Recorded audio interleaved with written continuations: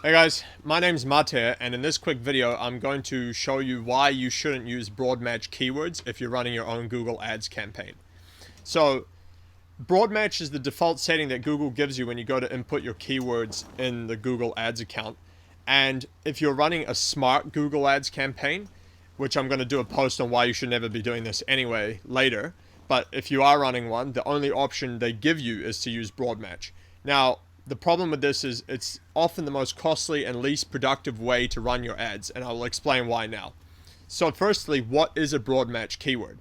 So broad match is a match type that Google gives you as a setting for when you input your keywords. There's actually three: broad match, phrase match, and exact match. Now, basically what these three match types allow you to do is set how closely the user's search needs to match your keyword that you've inputted so that your ad shows.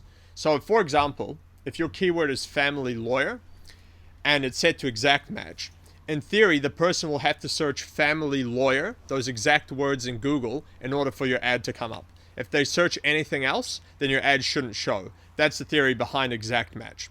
Now, if it was set to phrase match, what that does is make sure that the phrase of the keyword that you set has to be in their search, but it can have things on either end. So because you've had family lawyer, if they search family lawyer in Sydney, it'll still show your ad because family lawyer is within their keyword. So that's how the phrase match works.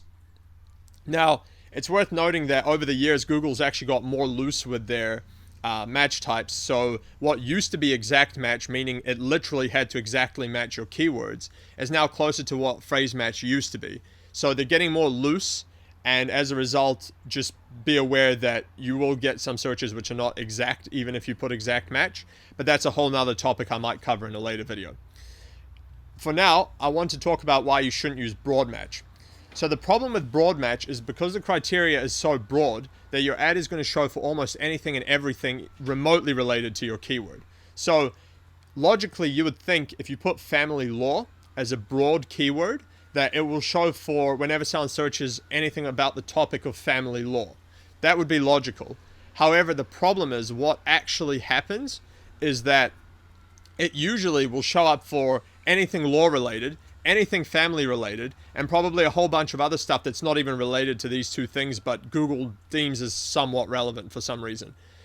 And so what ends up happening is your ad just shows for a whole bunch of stuff that has nothing to do with the keyword.